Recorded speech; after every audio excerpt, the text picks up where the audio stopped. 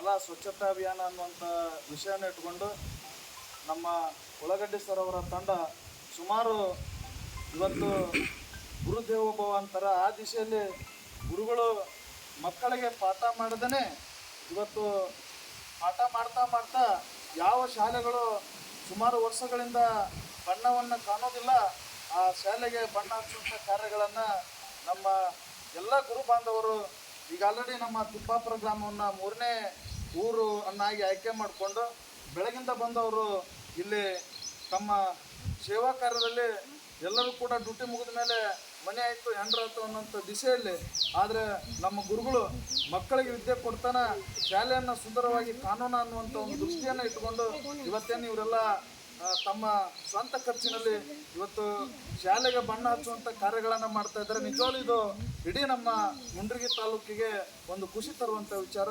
ಆ ದಿಶೆಯಲ್ಲಿ ನಾನು ನನ್ನ ಗ್ರಾಮದ ಎಲ್ಲ ಹಿರಿಯರ ಪರವಾಗಿ ಮತ್ತು ಬೀನಳ ಗ್ರಾಮ ಪಂಚಾಯತಿ ಸದಸ್ಯರ ಪರವಾಗಿ ಇವತ್ತು ಅವರಿಗೆ ನಾನು ಮೊದಲಿಗೆ ಅಭಿನಂದನೆಯನ್ನು ಸಲ್ಲಿಸ್ತೇನೆ.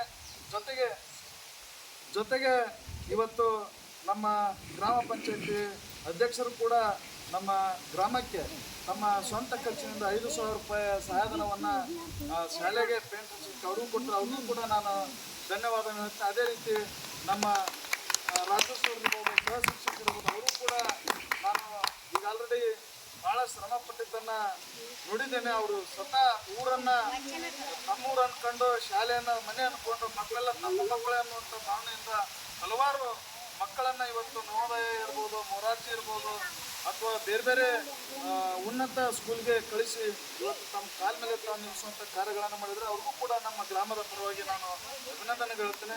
ಬಂಧುಗಳೇ, ಇಷ್ಟೇ ಈ ಮಾನವ ಜನ್ಮ ಎಂದಿಲ್ಲ ಒಂದಿನ ಮುಗಿದು ಹೋಗುವಂಥ ಒಂದು ವಿಷಯದಲ್ಲಿ ನಾವು ಇರುವಾಗ ಏನು ವರ್ಕನ್ನು ಮಾಡ್ತೀವಿ, ನಾವೇನು ಸೇವಾ ಮಾಡ್ತೀವಿ ಅದು ಸತತವಾಗಿರುತ್ತೆ. ಆ ದಿವಸದಲ್ಲಿ ಇವತ್ತು ಎಲ್ಲ ಗುರುಗಳಿಗೂ ಇವತ್ತು ಈ ದೇವರು ಇನ್ನೂ ಐಶ್ವರ್ಯ ಭಾಗ್ಯ ಆಯುಷ್ಯಗಳನ್ನು ಕೊಟ್ಟು ಅವರನ್ನು ಕರುಣಿಸಲಿ ಅಂತೇಳಿ ಬಸವಾದಿ ಪ್ರಮಥದಲ್ಲಿ ಪ್ರಾರ್ಥಿಸಿ ಈ ವಿಷಯವಾಗಿ ನಮ್ಮ ಶಾಲಾ ಮುಖ್ಯೋಪಾಧ್ಯಾಯರಾದಂಥ ರಾಜರುಗಳು ಕೂಡ ಒಂದು 4 ವಿಷಯ ಮಂಡನೆ ಮಾಡ್ಬೇಕಂತೇಳಿ ಅವರಲ್ಲಿ ನಾನು ವಿನಂತಿ ಮಾಡ್ಕೊಳ್ತೇನೆ.